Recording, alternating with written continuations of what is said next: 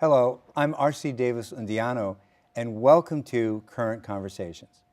Our guest today is Dr. Amy B. Serrato, who is Rapp Foundation Presidential Associate Professor in the College of Engineering at the University of Oklahoma.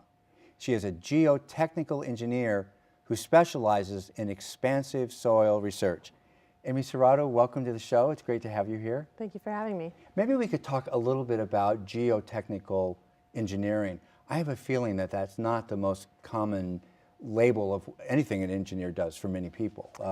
What is it? That's true. Well, geotechnical engineering is a subset of civil engineering, and we study and design with earth materials. So anything that you see that's built above the ground is built on soil or rock. We build with soil and rock, such as a dam or a levee, and we build through soil and rock, such as a tunnel. Okay, this is pretty important stuff because everything, every building, every part of infrastructure rests on something, right? That's correct. So we call geotechnical engineering the foundation of civil engineering. Makes sense to me. I've been picking up that there's a perspective that seems to go along with geotechnical engineer. It seems to have something to do with viewing soil as a construction material. Would that be accurate? That's right. Well, we build the infrastructure, which you can see on soil, we build with soil, and we build through soil. So people view the soil or the rock material as something, as a construction material, but it's a very complicated material. So we have to understand the physical properties. Does it shrink when we have a drought, or does it swell when we have a lot of rain? We have to understand the chemical properties. How does it react with certain rainfall events? And when we build on that soil or with that soil or through that soil, and we put a specific load on it, how is it going to behave? And that is such an interesting perspective. It seems like you're talking about soil the way you would talk about any building material. It's going to have drainage ability, load-bearing capacity, what else, compressibility? Sure, we have to worry about buildings settling, so we have to make sure that the soil is strong enough and compact enough that when you put a nice building like this on it, that it won't settle and crack and make the doors unusable or make the drainage lines, the sewage lines run the wrong way. So it's really important to make sure that your soil site, your preparation is correct for whatever load you decide to put on that. Okay, my guess is if somebody's kind of racking their brain to think about an example that for what you're talking about, the most likely example might be the Leaning Tower of Pisa, because everybody's seen the lean. Looks like they tried to correct it when it was half built. Would that be a good example of a soil problem? Sure. Well, back in the 1100s when they were building the Leaning Tower of Pisa, it wasn't leaning to start with, but they didn't have the ability to drill into the soil to see what was underneath. And that's one of the most intriguing parts about geotechnical engineering is we can't see what's underground. So we have to do some drilling to find out what kind of soils are underneath. So with the Leaning Tower of Pisa, they built half of it on a nice, hard, firm soil foundation material. What they thought was nice and hard. Right, yeah. and then the other half, they had some organic material, so it was soft. So the building settled differentially, and that's why it started to lean. This has never been clear for me until this moment. So it's about 20 meters across, right, and you're saying fully half of that circle is on something solid, and the other half is on an organic, really soft, compressible material. Think about a sponge. And if you put something heavy on a sponge, it's going to squeeze that water out. And that's what happens with an organic. It doesn't have really a lot of strength.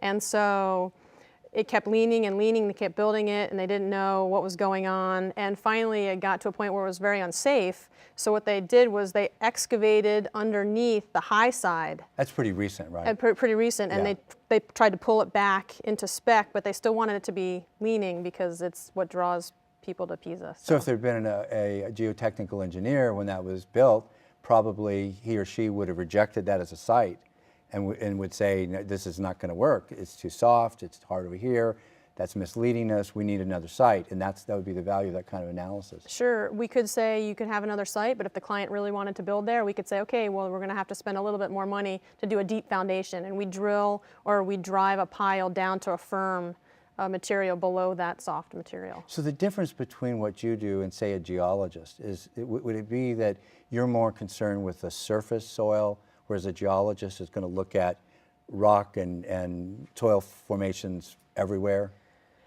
In a broad sense, yes. Yeah. We always say to our civil engineering students that you need to take geology, because if you understand geology, you understand how a soil is going to behave, because all of the soil weathers from those parent bedrock. So we need to know, is it a highly swelling clay or is it a sandy gravel? And if you know what the parent bedrock is, the geology of it, you'll have more of an understanding of how that soil is going to behave when we build on it. But yes, geotechnical engineers are really interested in that more near surface soil profile. What is going to compress when you build on it? What is going to swell underneath your foundation? The other example I think of is the break in the levee system in New Sure. Orleans in 2005. Leaning Tower is kind of fun and it's a tourist attraction, but doesn't this example really bring home what happens when we didn't understand soil mechanics well enough with the levee system, right? Sure. Well, there's a lot of issues that went into the levee breaches in New Orleans, but one major one was when they were building the levees, they built some of the levees out of a sandy, silty gravel material that they dredged from the bottom of the Mississippi. And that type of material is permeable and it lets water through. And when we build levees, we want to use a soil that is impermeable. Okay. And so we use the wrong type of material. Geotechnical engineers use the wrong type of material to hold back that water. And then we didn't understand the foundation material when we were putting in those T-walls, those concrete T-walls that broke. And there was a lot of organics and peat, and so Were there piles or piers beneath those levees that where they were trying to hold up reinforce the sides? there were, Okay. they went back and retrofitted some of the concrete and steel eye walls and T-walls. So if I with were a those. geotechnical engineer and that was my project, I would want to go in and see how much of a load those piers could withstand. Right, And because once they give, the whole wall is going to come down, right? that's right. Right. I guess is the other way a levee gets destroyed with being overtopped? That's right. So a lot of the levees system, 50 miles breached in the New Orleans and Katrina, and a vast majority of that was from overtopping. And so the water came over and scoured out the back side of that permeable levee material, Yeah. and then it failed. And you know, Mother Nature is always going to win, and so we can only try to protect society. But when you live 20 feet below the ocean, the sea level, it's a hard feat to pull off. So if they pulled you in to consult on the levee system in New Orleans, you would have some technical suggestions for how they could strengthen it. But the other problem is just that sooner or later, levees are going to break, right? Sure. There'll always be overtopped at some point. There'll always be that storm that overtops what you thought you were designing for 10 years ago or 20 years ago. And so we like to see the new building codes, and they've moved towards this as they're putting the houses up on stilts, raised foundations. So when it does overtop, because it will, the water can rush underneath and not destroy homes or kill anybody. Okay, So. maybe we could try to put you as an engineer and a researcher into that picture now. You're within the broad category of civil, you're geotechnical, but now would you be working on like a levee system? Is that something you would actually study or? Well, I could do on a small scale, but my research interests are mainly unsaturated soils or expansive soils. And we live in Oklahoma, and we have a lot of unsaturated dry soils that move when rain or water is introduced. And so I would be more comfortable practicing in the unsaturated expansive soil arena or foundations. So I might go to the Army Corps of Engineers to talk about the levee system, Right. but if I'm going to build something in Oklahoma, a house or something else, I would come to you, Right. and you would be the one to figure out, do I have a good spot, or does it need to be moved, or piers put in the ground, Right. or something like that. Exactly. So I like to do a lot of education with people when they're buying homes or they're building a home, and what kind of foundation do you need to put in this particular spot? And soils are so different, even within 50 feet of each other.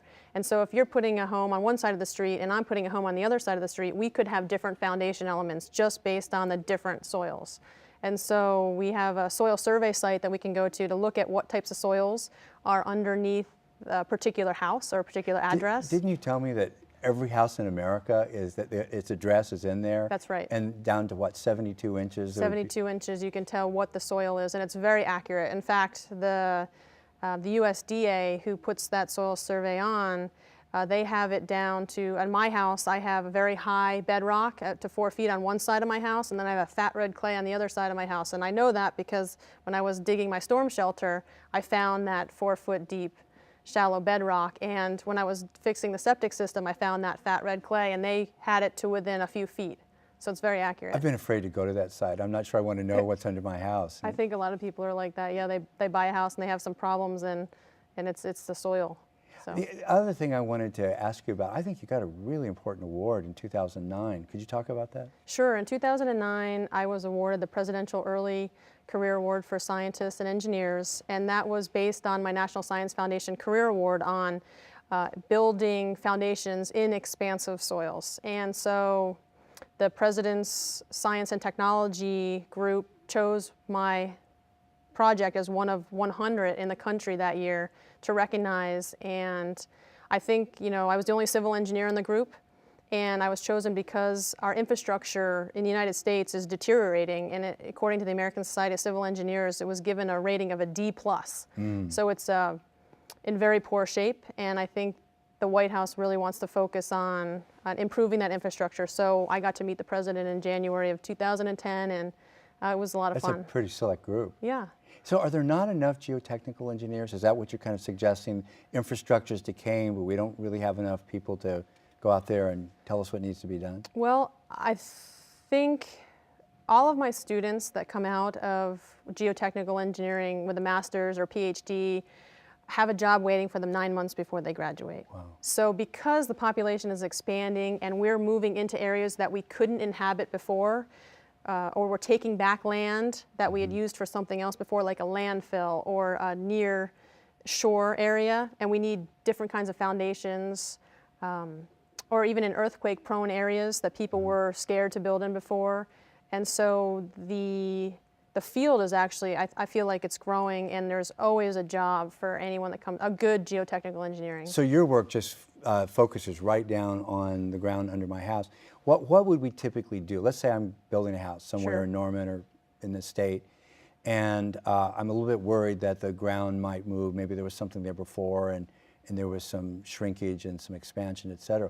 What would we do to look, if I came to you and said, help me understand the soil Sure. under my potential house? Well, the first thing we would do is go out to the site, and we'd look around and see if there was any, drainage problems or what kind of vegetation was growing, and then we'd bring a drill rig out and we'd drill a few holes in your site where you thought you'd want your house. And we look at the soil and we'd say, you have a clay, and the active zone is about 8 to 12 feet down, so we're going to want to put a pier system that gets below that active zone, so when the soil swells and shrinks because of rainfall or drought, your house won't be affected. So generally, clay is not a good thing, right? Because it tends to expand and contract so often, right? The expansive clays do. We love clays for landfill liners because we want to keep in all of that leachate. So we love a fat clay. We love that impermeability of the clay, but to build a house on, not so much. So we really would prefer to build on a sandy gravel. So what can you do? Let's say that you've looked at my plot and it's just too much. I think you call it fatty clay, fat clay, right. and it's just a bad deal. What are the options? I mean, you could put piers down. Sure. We could move somewhere else. Yeah. Can you treat the soil in some way? You can. Expansive soils, like I was talking about, the active zone, it's how far the water can infiltrate into that ground. And in Oklahoma, it's around 12 feet. And so it'd be pretty expensive to excavate 12 feet down and then replace that with select fill. So we could try to stabilize that soil with chemical stabilizer, a lime, a cement kiln dust, or a fly ash. But typically the least expensive option would be to simply drill a pier down below that active zone and put an elevated slab and then put your house on top, or we could do a basement below that active zone, and that would work as well. So a lot of your research is on just the problem of expansive soil. Sure. And either what to do about it, piers, piles, or sometimes there is a chemical treatment, the kiln dust, as you said, and Right. cement dust and so on. Right. Are those generally successful treatments? Right, we usually use chemical stabilization in roadways. So if you're driving down the road, I-35, for example, has almost all of it is chemically stabilized.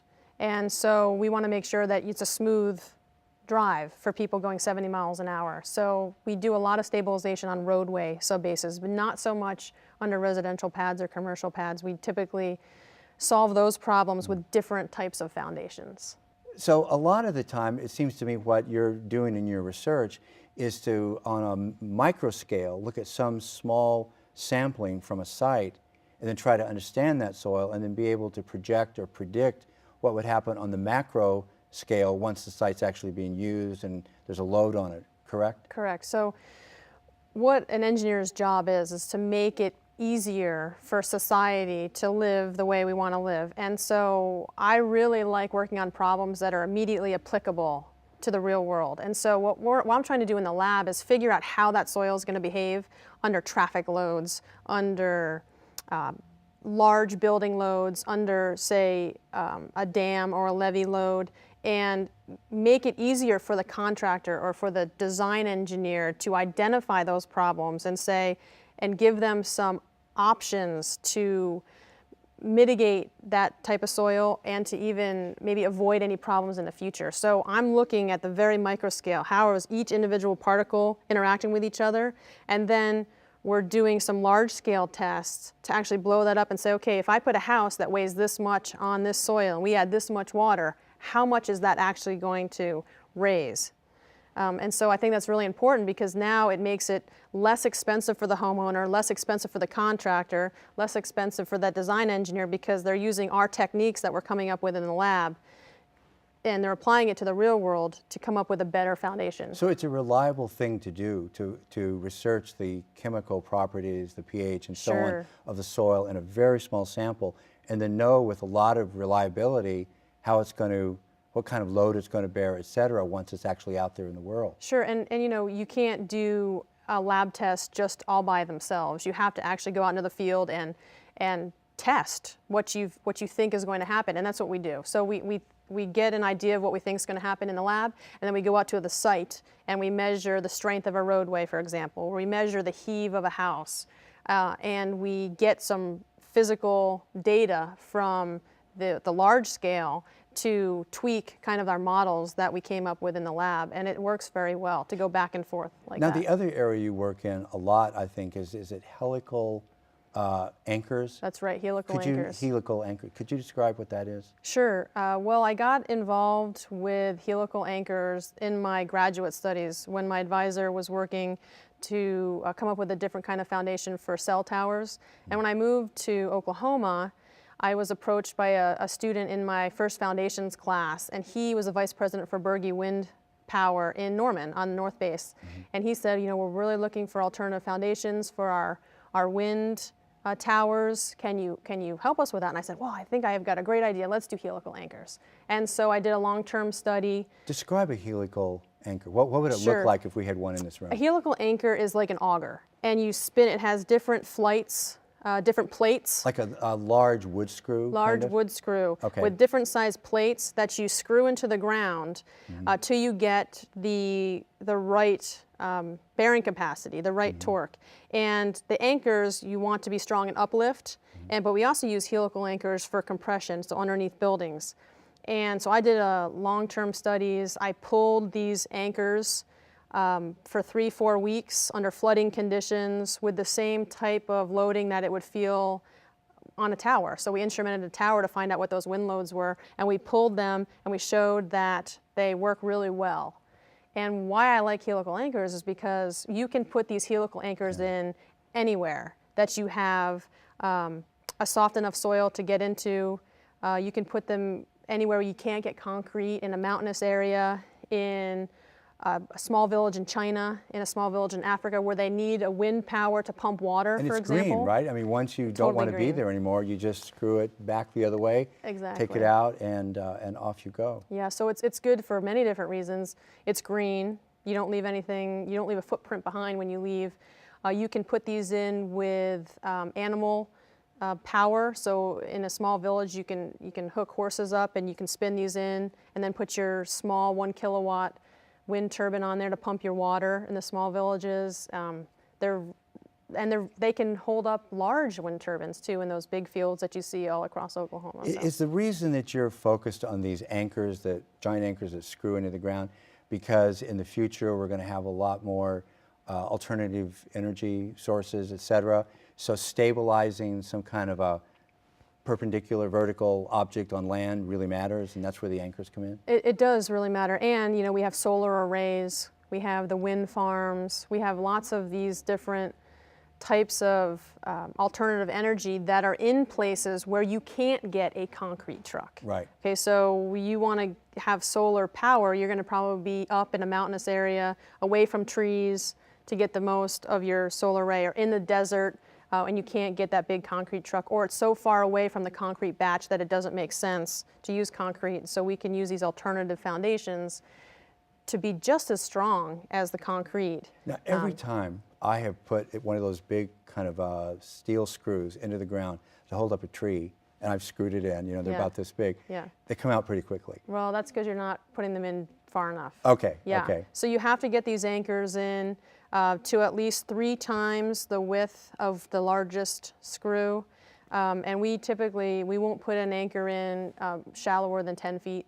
So the top helix has to be 10 feet down, which means the bottom is probably around 13 or 14 feet. So if I came to you with a problem, I'm going to put a wind tower up or something, and we can't get concrete in there, would you advise me based on you know, examination of the soil properties you're talking about earlier, would all of those same standards of judging the soil there to see how it's going to hold the anchor, they would all be applicable? That's right. We would go in with a drill truck and drill and see if you have, the only reason you couldn't put in a helical anchor is if you had shallow bedrock. So if you have bedrock around 10 to 12 feet, there's no way you can get a helical anchor in because you need that overburden, you need that soil on top of the anchor to hold it down.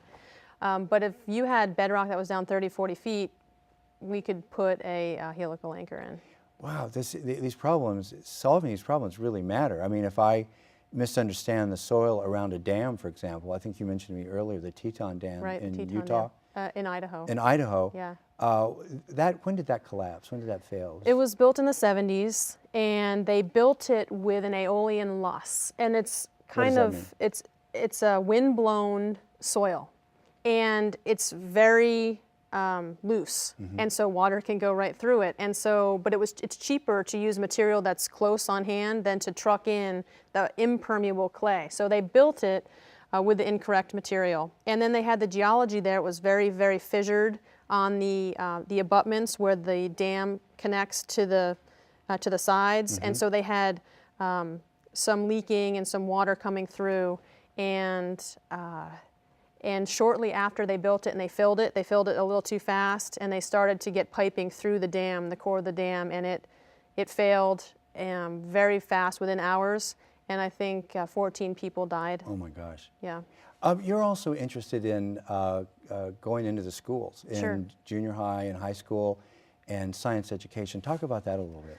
Well, one of the problems I see from sitting in the college level is we don't have a lot of female engineers that come through. And I know from my experience, I didn't know what an engineer did until maybe junior year in high school. I'd never even heard the word engineer. So I'm very passionate about going into the schools and telling every student, boy or girl, hey, do you know what an engineer does? And just give them the option to have that as a career. You know, everyone says, oh, I want to be a doctor, or I want to be a lawyer. And they don't even know what an engineer is. So what our goal is to go into 7th and 8th grade and talk about what an engineer does. We show them really cool, fun projects on earthquakes, and we make things break. Didn't you do a big project we with did. earthquake? What was the material you used? Jello for the? We used Jello. So we had to come up with a way.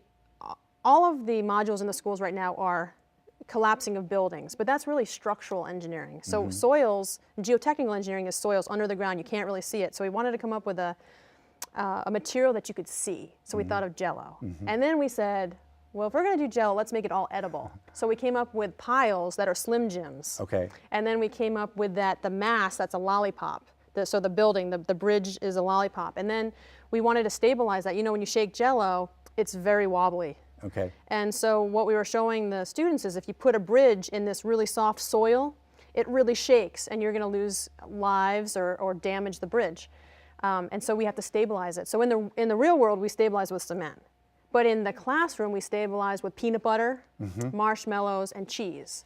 And so the students had to figure out how big to make their stabilization zone to stop the movement of the lollipop. Basically a design problem. It's a design problem, and they loved it.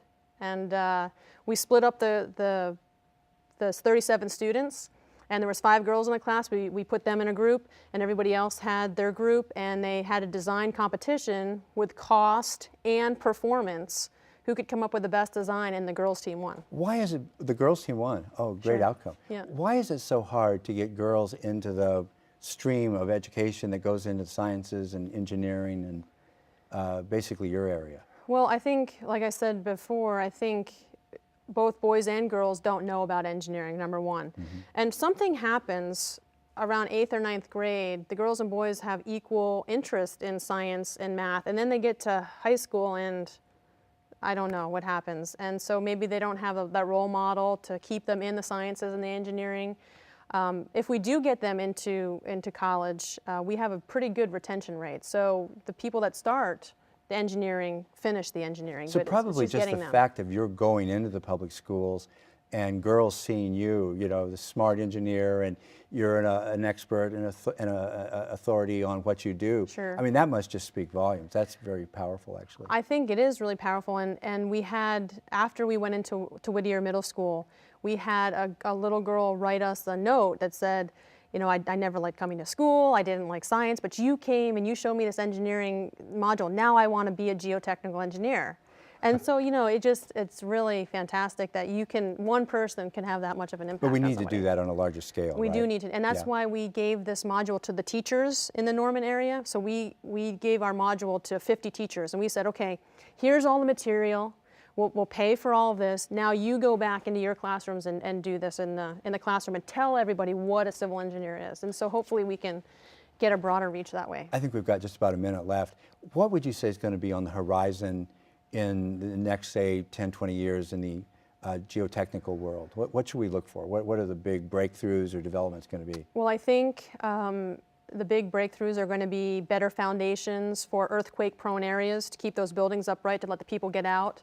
Of course, water is a huge issue. That's not a geotechnical specific problem, but we need to protect our water sources. And Reclaiming land, maybe? reclaiming land, Yeah. and just making it safe to live in different places that we haven't been able to live before.